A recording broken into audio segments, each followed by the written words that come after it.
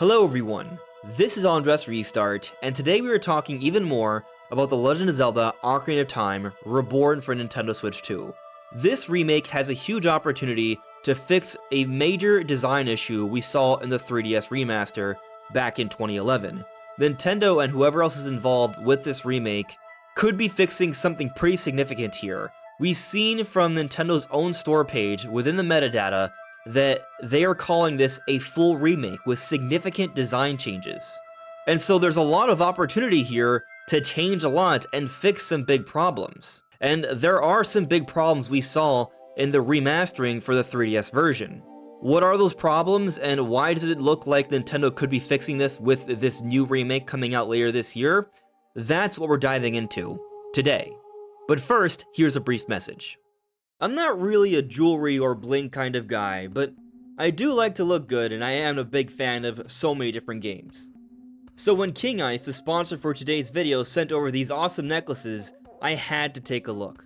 As you see here with Sonic the Hedgehog and friends, there are hundreds of hand-set, brilliant cut stones.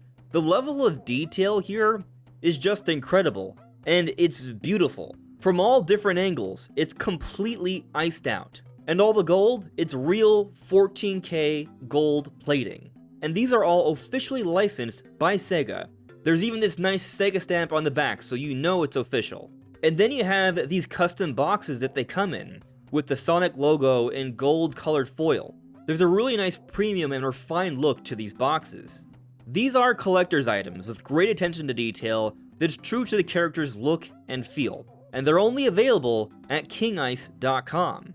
But King Ice is responsible for so many other different designs and collaborations. As you see here, I'm scrolling through, there are so many different companies involved.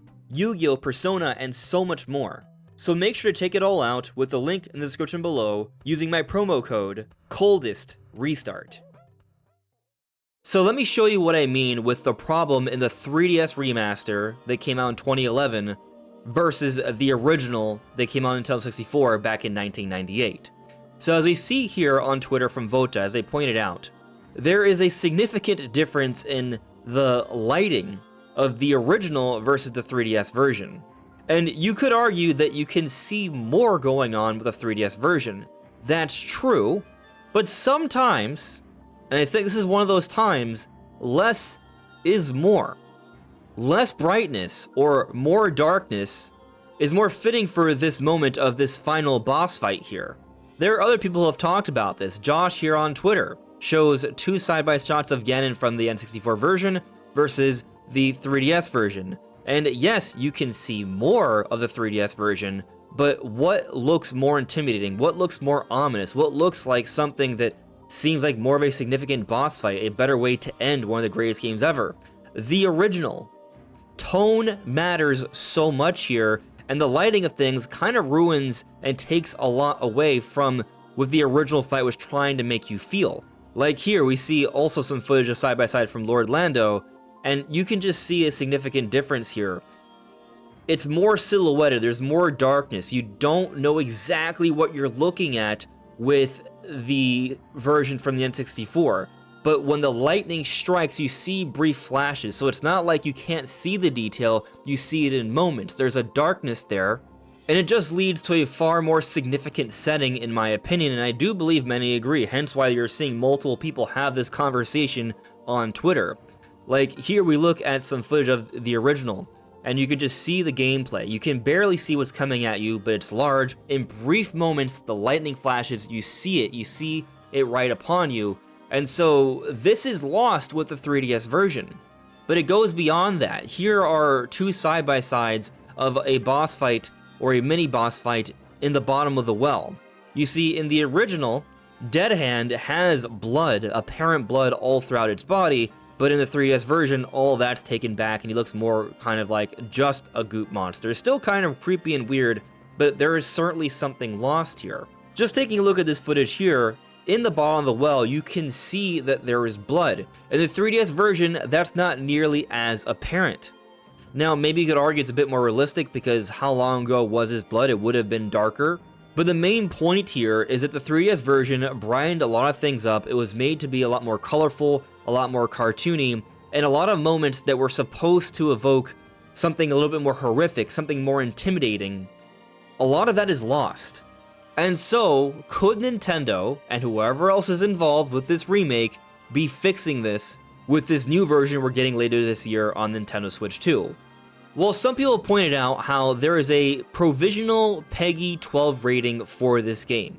And some people thought this might mean the game could be getting like a teen rating, and at first I thought, maybe, but then I looked it up and, well, the other Zeldas have a PEGI 12 rating as well, and they are rated E10 over here in the States by the ESRB, so I think this is pretty much par for the course, so this doesn't really mean that much. However, looking at the teaser trailer, looking at the footage that is shown, clearly there are substantial design changes happening here. We look at the Deku Tree, very different from the 3DS or N64 versions. We look at Link, completely different as well.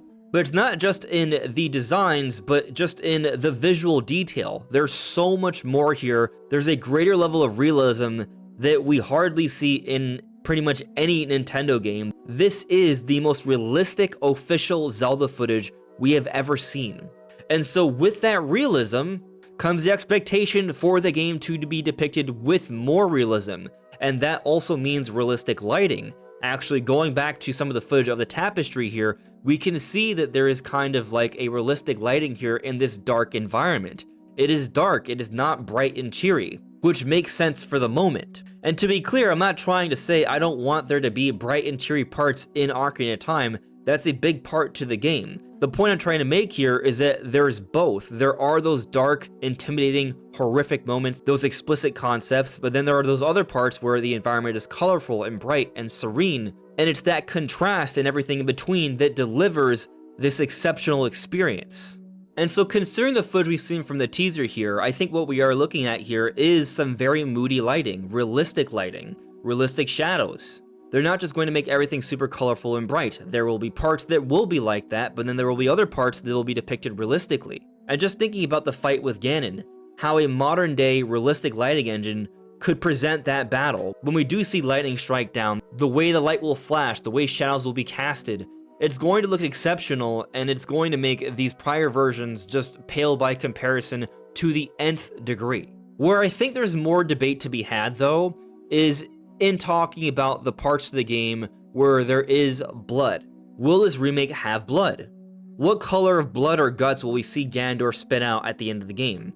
How will Dead Hand be presented? Will we see splotches of blood on him, or will he just look like this white glob with a little bit of purple here and there? In the well, where we see a torture chamber from the past being depicted, are we going to see dry blood on the floors and walls? Or is that going to be toned down or presented in an ambiguous way? I'm honestly not sure exactly how Nintendo's going to handle this part. But what I will say is this. You look at how Nintendo handled things with Tears of the Kingdom, like the opening sequence where we see Ganondorf, or just multiple cutscenes that we've had with Ganondorf, and the dark suggestive themes we've seen surrounding him. I do think overall they did a good job of depicting that. There was certainly an intensity there, there was certainly a dark atmosphere there, and that's with fully cel-shaded visuals.